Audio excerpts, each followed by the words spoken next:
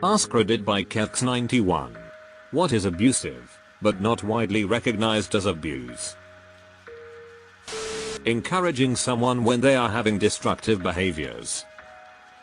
But you're so much fun when you're drunk. Come on, it can't be that bad. Just have one beer. You don't have to stop, you can just cut back, right? Putting the pressure of huge expectations on a child and then telling everyone that all of these dreams are the child's dreams even though they're obviously yours. Child actors come to mind. Their parents living vicariously through their children. Parents that are super controlling and won't let their children make age-appropriate decisions. I had helicopter parents and can confirm all it does is delay your kid from taking any risks or learning how to SRY boundaries and make decisions until they move out, and stakes are a lot higher and mistakes hurt them a lot more. Haven't seen it commented yet, but not teaching your children good food behaviors sets them up for EDS and a lifetime of self-esteem issues. Such a big one for me. I don't allow anyone to comment on my children's eating habits. I'll make her food, and she will eat what she wants. When she's done, she's done. I don't ask her anything else other than is your tummy full and leave it at that. I do make sure to offer balanced meals in our house, but also treats too. I don't want her to demonize food the way I do and feel like it's bad to have a treat if you want one. My parents did this, and it made me hide food and binge eat when I was growing up.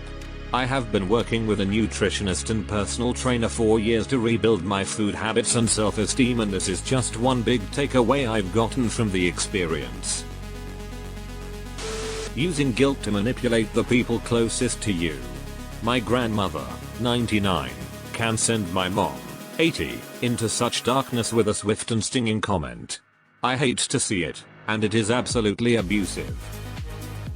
Your grandma sounds like the kind of person whose funeral features cake and balloons. Not allowing your children to show unhappy emotions. My mom would do this all the time throughout my childhood. Whenever I looked slightly off to her, she would lose it on me and go batshit crazy because I wasn't the little happy girl she used to know. It's really frustrating because sometimes I wasn't even upset to begin with until she started shouting at me about it. Telling someone how they feel, or how they should feel. You shouldn't feel like that. Worst emotional advice in history. Not letting employees have a lunch break. Edit. Yes, it's illegal. My job requires constant monitoring, but it's a desk job so I don't care. I just eat and work at the same time. If it were any other job I would speak up. I'm also in the office completely by myself, which is nice. Or water. Calling your partner vulgar offensive names and arguments. So many people believe this is normal couple behavior. My dad would get angry when my mom calmly tried to discuss family matters and it always ended the same. He would call her a bitch and she wouldn't raise her voice or curse back at him. I don't know how she did it. My dad didn't want to deal with anything after work. He worked and then he watched TV. Why have kids if you don't want anything to do with them? When you come home in a bad mood and take it out on your family. They didn't do anything and they love you. Don't fuck it up with the name calling and yelling. Talk to them instead or ask if you can just be left alone.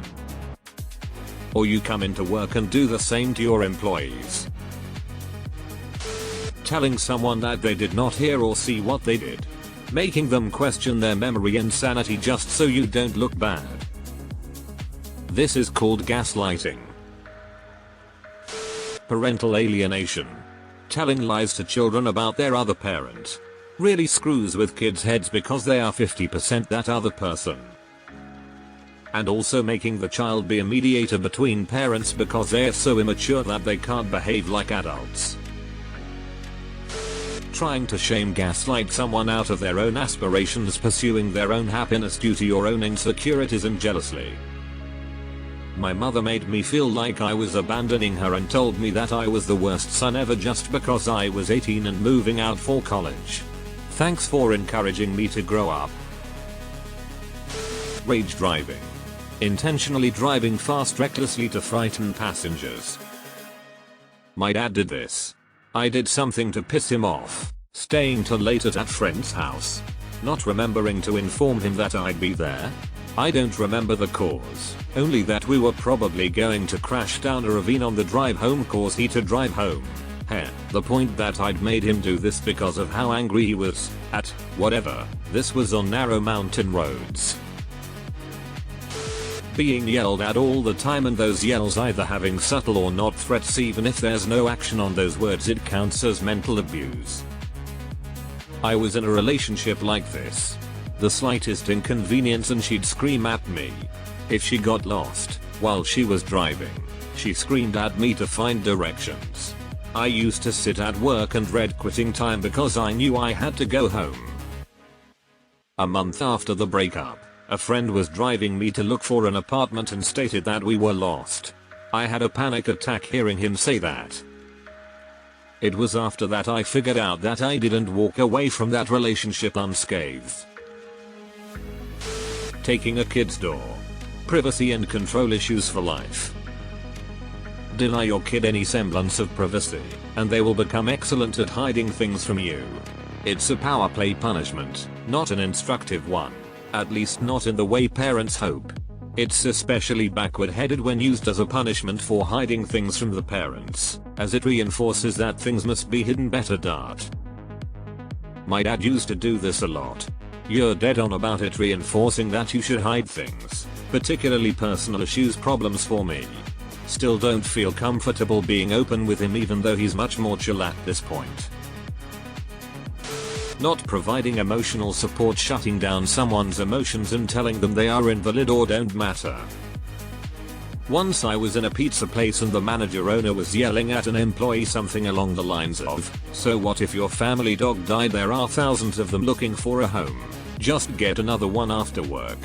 That's not a valid reason to get a day off when the girl was leaving. Then he acted super polite to the rest of the customers as if nothing had happened, maybe expecting people to agree with him. Your comment made me remember that. I was disgusted at the lack of empathy.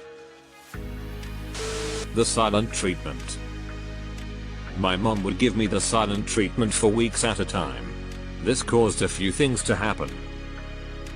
1. I stopped sharing things with her.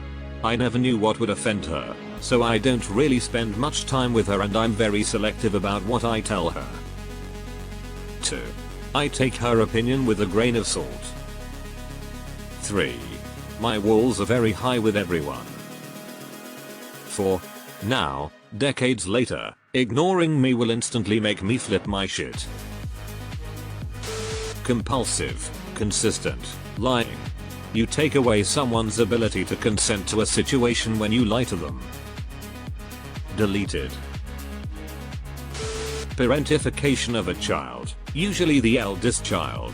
In fiction, especially kids shows where the parents are absent, it's usually the eldest kid who looks after the younger siblings. Or having to be your parent's parent because they have a mental disability. The child has to act as a mother and the father acts like a toddler, but being dependent on the toddler. Mandatory overtime. Work beyond your physical and mental well-being or you'll lose your income source.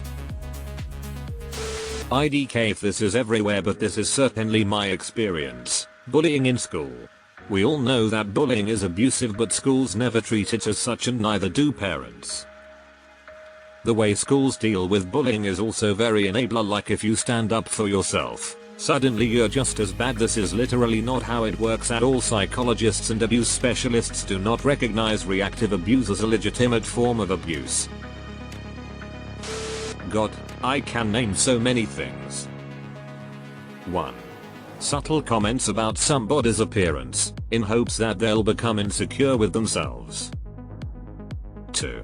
Programming your partner to not see their friends, and to feel like they need to engage with you most. 3. Not supporting their passions, while acting like you're not against them investing in them. 4. Being controlling, or overly jealous. And X200B. It saddens me how many insane, Abusive people there are out there that likely won't get identified as such by their partners. If you're not able to be who you want to be and see who you want to see because your partner respects you and trusts you to do what you say you will, there's some abuse in the equation. Mocking someone with the defense, "Oh come on. I was just joking." Sheesh, lighten up. The purpose of a joke is to elicit a laugh from the other person, not to passive-aggressively vent your feelings by making them feel bad. When young children display behaviors that make them seem old and wise or beyond their years, it can be a symptom of them being parentified.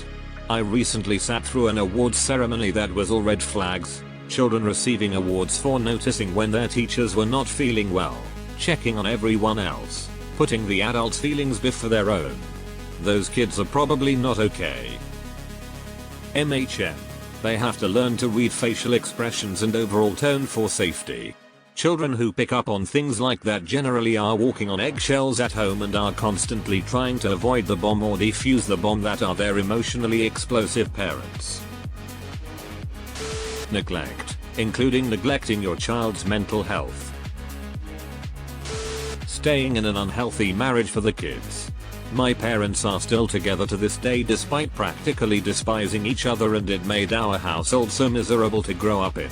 I think a lot of parents like mine think they can hide their issues from their kids, but it just never ends up working in the end, as the problems always end up spilling over onto the children. It's definitely negatively impacted my overall mental health to have grown up in such a volatile and aggressive household. I'm so sorry you have experienced this as well. Growing up in this kind of home has made me far less able to recognize abuse and defend myself against it, especially in my past marriage. Systems abuse, i.e., abusers using the legal system, police or CPS to further isolate and control their victim.